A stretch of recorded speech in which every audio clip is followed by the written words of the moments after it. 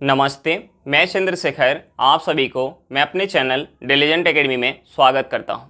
हम लोग बिहार एसएससी के लिए एक मैथ का सीरीज स्टार्ट किए थे, जिसमें हम लोग प्रत्येक दिन बिहार एसएससी में आए हुए मैथ का प्रीवियस ईयर क्वेश्चन और उस पर आधारित मैथ का क्वेश्चन कर रहे हैं। चलिए आज उस सीरीज में हम लोग आगे की तरफ चलते हैं। इससे पहले अगर आप मेरे चैनल पर नए हो तो चैनल को सब्सक्राइब कर ले और बेल आइकन को प्रेस करना बिल्कुल ना भूलें, ताकि आपको सबसे पहले लेटेस्ट नोटिफिकेशन मिलता रहे। चलिए अब हम लोग क्वेश्चन की तरफ चलते हैं। देखिए हमारा क्वेश्चन क्या दिया हुआ है। हमारा क्वेश्चन है, ए ने 4,50,000 रुपए की पूंजी के साथ एक व्यवसाय शुरू किया।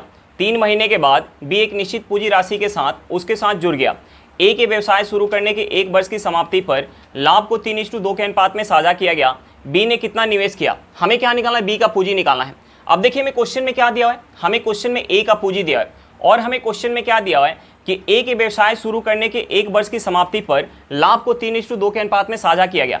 यानी टोटल समय क्या दिया हुआ है, व्यवसाय का टोटल समय 1 वर्ष का दिया है और हमें क्वेश्चन में लाभ का रेशियो दिया है और हमें क्वेश्चन में क्या दिया कि 3 महीने बाद बी एक निश्चित पूंजी राशि के साथ व्यवसाय के साथ जुड़ रहा है। तो देखिए व्यवसाय का टोटल समय कितना दिया है, 1 वर्ष का, और बी जो है 3 महीने बाद व्यवसाय से जुड़ रहा है, यानी बी का समय कितना हो जाएगा, 9 महीना। अब देखिए हमें क्वेश्चन में लाभ का रेशियो दिया है और हमसे जो है बी का पूंजी पूछ रहा है।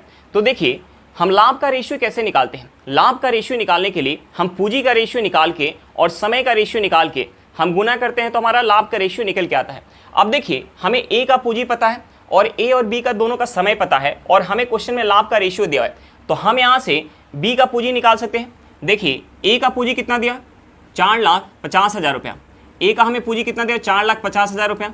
बी का हमने पूंजी मान लिया 100 रुपया। तो देखिए यहाँ से हमारा पूंजी का रेशियो निकल के आ जाएगा। अब देखिए ए का जो टोटल समय है वो कितना है, 1 वर्ष यानी 12 महीना, और बी का समय कितना है, 9 महीना, यानी यहाँ से हमारा समय का रेशियो निकल के आ जाएगा। पूंजी का रेशियो निकाल के समय का रेशियो निकाल के हम गुना करेंगे तो हमारा क्या निकल के आ जाएगा, लाभ का रेशियो। और लाभ का रेशियो में क्वेश्चन में क्या दिया है, 3:2। लाभ का रेशियो में क्वेश्चन में 3:2 दिया है। अब देखिए 9 से अगर हम इसे काटेंगे तो 9 से ये कितने बार में जाएगा, 50,000 बार में जाएगा। 9 से ये कितने बार में जाएगा, 50,000 बार में। अब देखिए 3 से अगर हम 12 को काटेंगे तो ये कितने बार में जाएगा, 4 बार में जाएगा। हम यहाँ से क्रॉस गुना करेंगे तो यहाँ से हमारा x इक्वल टू क्या हो जाएगा, x इक्वल टू हो जाएगा 50,000 गुने 2 गुने 4 हो जाएगा। अब देखिए 2 में अगर हम 4 से गुना करेंगे तो ये हमारा क्या हो जाएगा, 8 हो जाएगा। 8 से अगर हम 50,000 में गुना करेंगे तो ये हमारा क्या हो जाएगा, 4 लाख हो जाएगा। ये हमारा क्या हो जाएगा, 4 लाख। यानी बी का पूंजी क्या निकल के आ गया, 4 लाख रुपए निकल के आ गया। हमारा आंसर क्या निकल के आ गया, 4 लाख रुपए निकल के आ गया। चलिए क्वेश्चन समझ में आ गया होगा, नेक्स्ट क्वेश्चन पे चलते हैं। देखिए हमारा क्वेश्चन क्या दिया हुआ है। हमारा क्वेश्चन है, ए बी और सी किसी कार्य को क्रमशः 60, 30 और 20 दिन में पूरा कर सकते हैं। यदि ए को कार्य में प्रत्येक 5वें दिन बी और सी से एक साथ सहायता मिलती है तो वह कार्य कितने दिन में पूरा कर सकता है। तो देखिए हम सबसे पहले क्या करेंगे, जो ये हमारा समय दिया हुआ है हम उस समय का एलसीएम निकालेंगे। देखिए हमारा समय क्या दिया है, 60 दिन, 30 दिन और 20 दिन। तो हम सबसे पहले इन तीनों समय का एलसीएम निकालेंगे। तो देखिए 60, 30 और 20 का एलसीएम क्या हो जाएगा, 60, 30 और 20 का एलसीएम क्या हो जाएगा, एलसीएम हो जाएगा 60। हम टोटल वर्क को मान लेंगे 60 यूनिट। हम टोटल वर्क को मान लेंगे 60 यूनिट। अब देखिए 60 यूनिट काम जब ए कर रहा है, 60 यूनिट काम जब ए कर रहा है तो कितना समय लग रहा है, 60 दिन का। 60 यूनिट काम जब बी कर रहा है तो कितना समय लग रहा है, 30 दिन का। और जब 60 यूनिट काम सी कर रहा है तो कितना समय लग रहा है, 20 दिन का। तो देखिए हम यहाँ से तीनों का इफिशियंसी निकाल सकते हैं। ए जो है 60 दिन में अगर 60 यूनिट काम कर रहा है तो एक दिन में कितना काम करेगा, 1 यूनिट। बी जो है 30 दिन में अगर 60 यूनिट काम कर रहा है तो एक दिन में कितना काम करेगा, 2 यूनिट। और सी जो है 20 दिन में अगर 60 यूनिट काम कर रहा है तो एक दिन में कितना काम करेगा, 3 यूनिट। अब देखिए हमें क्वेश्चन में आगे क्या दिया हुआ है, हमें क्वेश्चन में आगे दिया हुआ है कि ए को कार्य में प्रत्येक 5वें दिन बी और सी एक साथ सहायता करते हैं। तो देखिए ए जो है पहले अकेले 4 दिन काम कर रहे हैं। ए जो है अकेले 4 दिन काम कर रहे हैं। तो देखिए 4 दिन में ए जो है अकेले कितना काम कर पाएगा। ए जो है एक दिन में 1 यूनिट काम कर रहा है तो 4 दिन में 4 यूनिट काम करेगा। ए जो है 4 दिन में 4 यूनिट काम करेगा। अब देखिए 5वें दिन कौन कौन काम करेंगे, ए की जो सहायता है बी और सी करेगा। यानी 5वें दिन ए, बी और सी तीनों साथ में काम करेंगे। तो देखिए तीनों मिलके एक दिन में कितना काम कर पाएंगे। ए जो है एक दिन में 1 यूनिट काम करेगा, बी एक दिन में 2 यूनिट और सी जो है एक दिन में 3 यूनिट। यानी तीनों मिलके एक दिन में कितना काम कर पाएंगे, 6 यूनिट काम कर पाएंगे। अब देखिए यहाँ से हमारा टोटल समय कितना हो गया, टोटल समय हो गया 5 दिन और काम कितना हो पाया, 10 यूनिट। अब देखिए टोटल काम कितना है, टोटल काम है 60 यूनिट।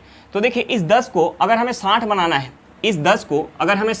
है, तो हमें इसमें 6 से गुना करना पड़ेगा। हम इसमें अगर 6 से गुना करेंगे तो ये हमारा क्या हो जाएगा 60 हो जाएगा। अगर हम इस साइड 6 से गुना कर रहे हैं तो हमें इस साइड भी 6 से गुना करना पड़ेगा। हम 5 में अगर 6 से गुना करेंगे तो ये हमारा क्या हो जाएगा 30 दिन।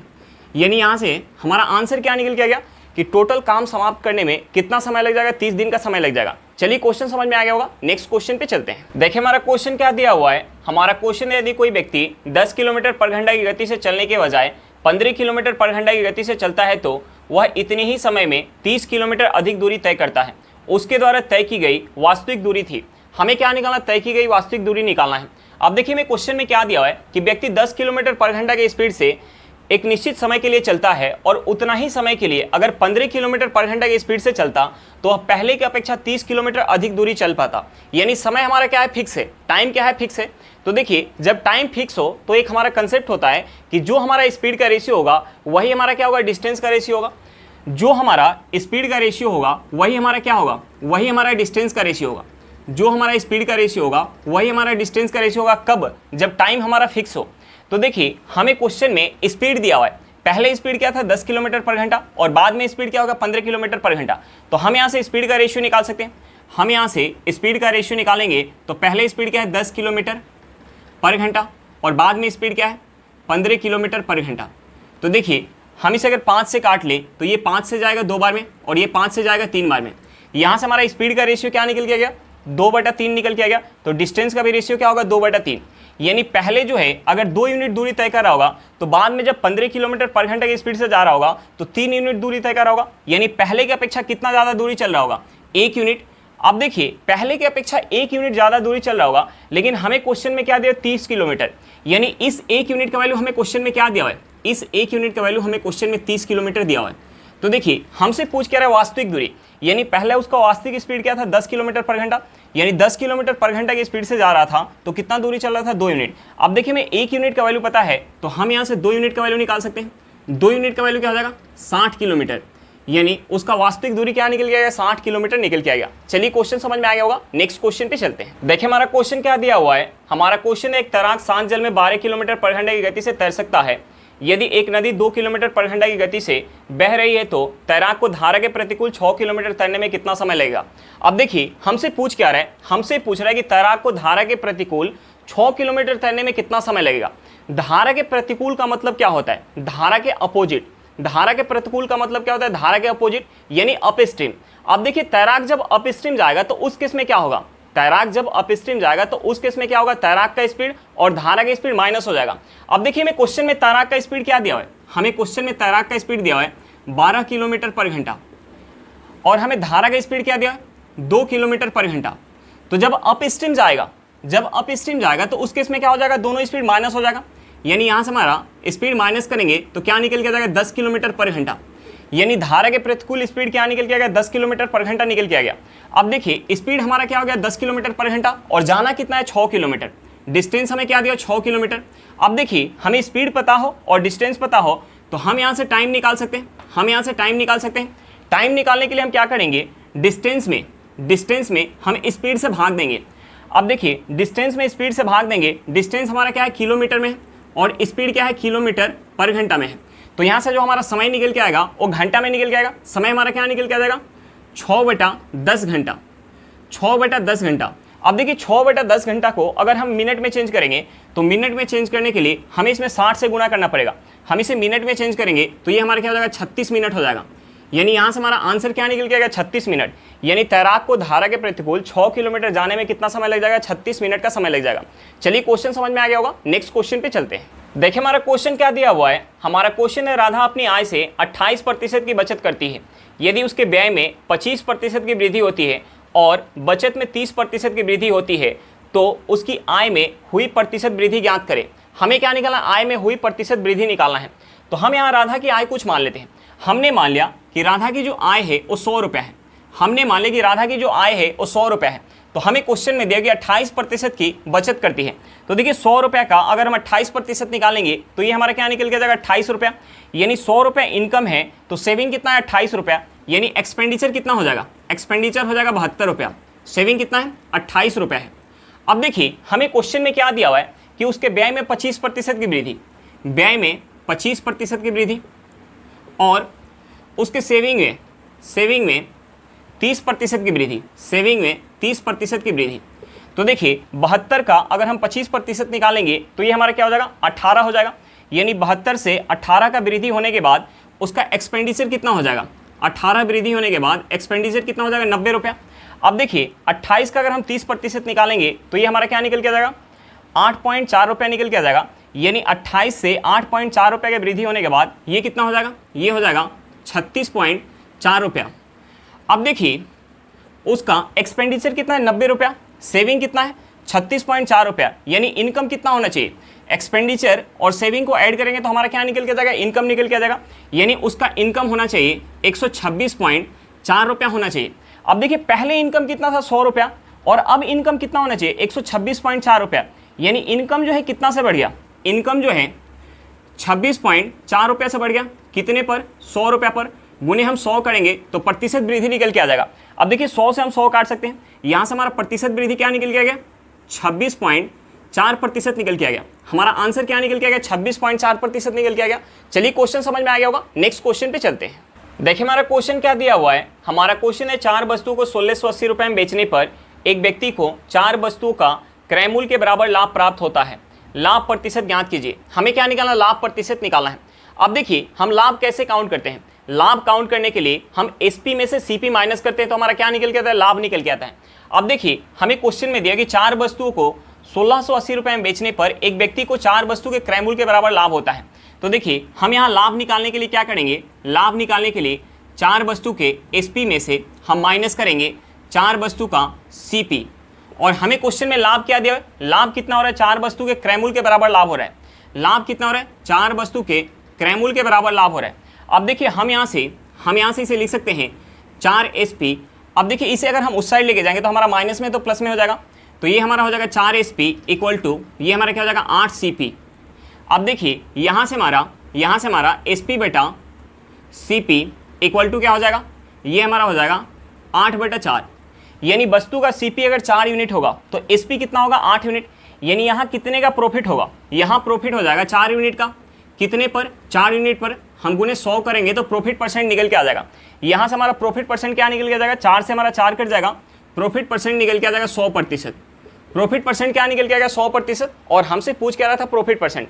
चलिए क्वेश्चन समझ में आ गया होगा, नेक्स्ट क्वेश्चन पे चलते हैं। देखिए हमारा क्वेश्चन क्या दिया हुआ है, हमारा क्वेश्चन है किसी पोशाक का विक्रय मूल्य क्या होगा जिसका अंकित मूल्य 500 रुपया है और इस पर 20% की एक छूट और इसके बाद 10% की दूसरी छूट दी जाती है। अब देखिए हमसे पूछ क्या रहा है, हमसे पूछ रहा है पोशाक का विक्रय मूल्य, और हमें क्वेश्चन में क्या दिया है, पोशाक का हमें अंकित मूल्य दिया है। हमें अंकित मूल्य क्या दिया, 500 रुपया दिया है, और पहला हमें डिस्काउंट क्या दिया है, 20%। तो देखिए 20% के डिस्काउंट देने के बाद मूल्य क्या हो जाएगा, इसका 80% हो जाएगा। मूल्य क्या हो जाएगा, इसका 80%। दूसरा हमें डिस्काउंट क्या दिया है, 10%। यानी 10% का दूसरा डिस्काउंट देने के बाद मूल्य क्या हो जाएगा, इसका 90% हो जाएगा। अब देखिए हम यहाँ से इस 2 जीरो से 2 जीरो को काट सकते हैं, हम इस 2 जीरो से 2 जीरो को काट सकते हैं। हम यहाँ गुना करेंगे तो पोशाक का विक्रय मूल्य निकल के आ जाएगा। अब देखिए 5 से अगर हम 8 में गुना करेंगे तो ये हमारा क्या हो जाएगा, 40 हो जाएगा। 40 में अगर हम 9 से गुना करेंगे तो ये हमारा क्या हो जाएगा, 360। यानी पोशाक का विक्रय मूल्य क्या निकल के आ गया, 360 रुपये निकल के आ गया। हमारा आंसर क्या निकल के आ गया, 360 रुपये निकल के आ गया। चलिए क्वेश्चन समझ में आ गया होगा, नेक्स्ट क्वेश्चन पे चलते हैं। देखिए हमारा क्वेश्चन क्या दिया हुआ है, हमारा क्वेश्चन है कितने समय में 9% प्रति वर्ष के साधारण ब्याज पर 5000 रुपये से 6800 रुपये हो जाएगी। हमें क्या निकालना है, टाइम निकालना है। अब देखिए हमें क्वेश्चन में क्या दिया है, हमें क्वेश्चन में प्रिंसिपल दिया हुआ है। हमें प्रिंसिपल कितना दिया, 5000 रुपया। हमें प्रिंसिपल कितना दिया, 5000 रुपया। और हमें क्वेश्चन में क्या दिया, अमाउंट दिया है। हमें अमाउंट कितना दिया, 6800 रुपया। अब देखिए यहाँ जो ब्याज काउंट हो रहा है, साधारण ब्याज की दर से ब्याज काउंट हो रहा है, तो साधारण ब्याज में हमें प्रत्येक साल ब्याज क्या मिलता है, बराबर मिलता है। अब देखिए यहाँ टोटल ब्याज कितना मिल रहा है, टोटल ब्याज निकालने के लिए हम क्या करेंगे, अमाउंट में से प्रिंसिपल माइनस करेंगे। तो देखिए हम यहाँ अमाउंट में से प्रिंसिपल माइनस करेंगे तो यहाँ टोटल ब्याज कितना मिल जाएगा, यहाँ टोटल ब्याज मिल जाएगा 1800 रुपये का। अब देखिए हम यहाँ टोटल ब्याज प्रतिशत निकाल लेते हैं कि प्रतिशत में टोटल ब्याज कितना मिल रहा है। हम यहाँ टोटल ब्याज प्रतिशत निकाल लेते हैं। तो देखिए 1800 रुपये का ब्याज मिल रहा है, 1800 रुपये का ब्याज मिल रहा है, और प्रिंसिपल कितना है, 5000 रुपया। प्रिंसिपल कितना है, 5000 रुपया।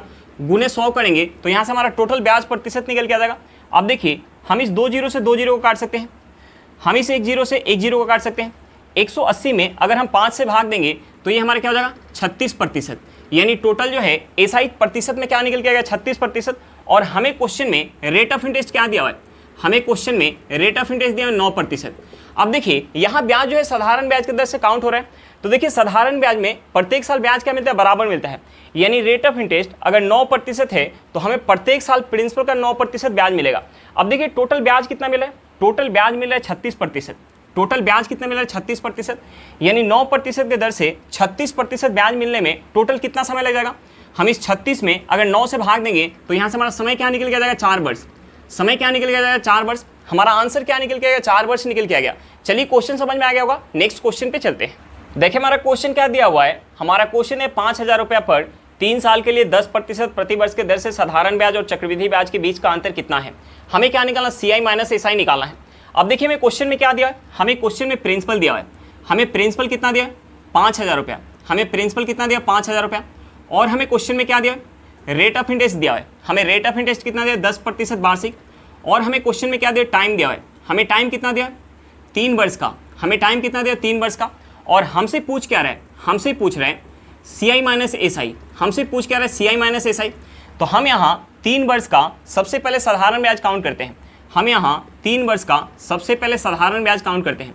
अब देखिए ब्याज जब हम साधारण ब्याज के दर से काउंट करते हैं तो हमें प्रत्येक साल ब्याज क्या मिलता है, बराबर मिलता है। यानी यहाँ रेट ऑफ इंटरेस्ट कितना है, 10%। तो हमें प्रत्येक साल प्रिंसिपल का 10% ब्याज मिलेगा जब हम ब्याज साधारण ब्याज के दर से काउंट करेंगे।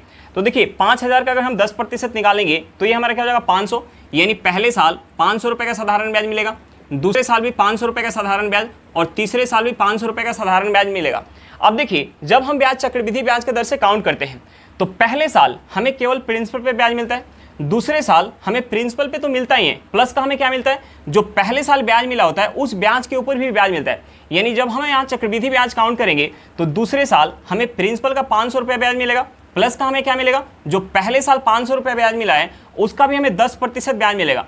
तो देखिए 500 का अगर हम 10% निकालेंगे तो ये हमारा क्या हो जाएगा, 500 का अगर हम 10% निकालेंगे तो ये हमारा हो जाएगा 50 रुपया। अब देखिए तीसरे साल हमें प्रिंसिपल पे तो 500 रुपये का ब्याज मिलेगा ही, प्लस का हमें क्या मिलेगा, जो 2 साल तक ब्याज मिला है उस ब्याज का भी हमें 10% ब्याज मिलेगा। तो देखिए हम इसे ऐड करके इसका 10% निकाल सकते हैं, या हम यहाँ टेबल पढ़ लेते हैं। देखिए हम यहाँ टेबल पढ़ेंगे, यानी 50 में हम 2 से गुना करेंगे, ये हमारा क्या हो जाएगा, 100 रुपया हो जाएगा। अब देखिए ये 100 रुपया किस पे मिलेगा, 500 प्लस 500 यानी 1000 का 10%। अब बच क्या गया 50, तो 50 का भी 10% मिलेगा, यानी 50 का अगर हम 10% निकालेंगे तो ये हमारा क्या हो जाएगा, 5 रुपया हो जाएगा। अब देखिए साधारण ब्याज में क्या मिला था, 500, 500 और 500। जब हम यहाँ चक्रवृद्धि ब्याज काउंट करें तो हमें क्या मिला है, 500 प्लस 500 प्लस 500 प्लस का 50 प्लस का 100 प्लस का 5।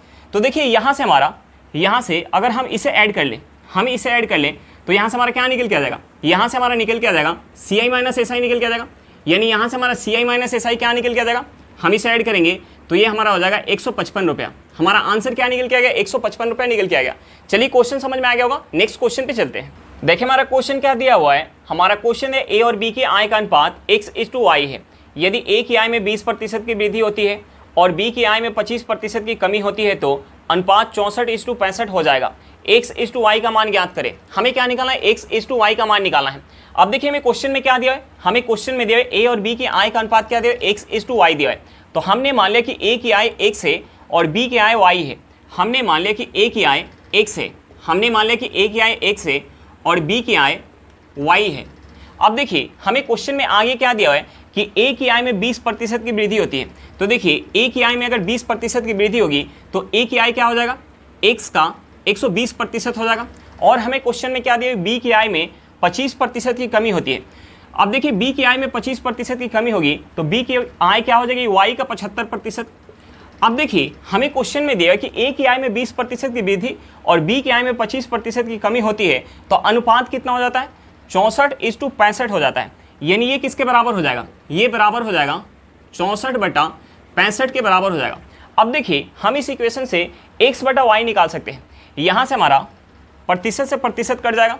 हम अगर 8 से इसे काट लें तो ये 8 से 8 बार में जाएगा, ये 8 से 15 बार में जाएगा, ये 8 से 15 बार में जाएगा, 15 से 75 5 बार में जाएगा, 5 से 65 कितने बार में जाएगा, 13 बार में।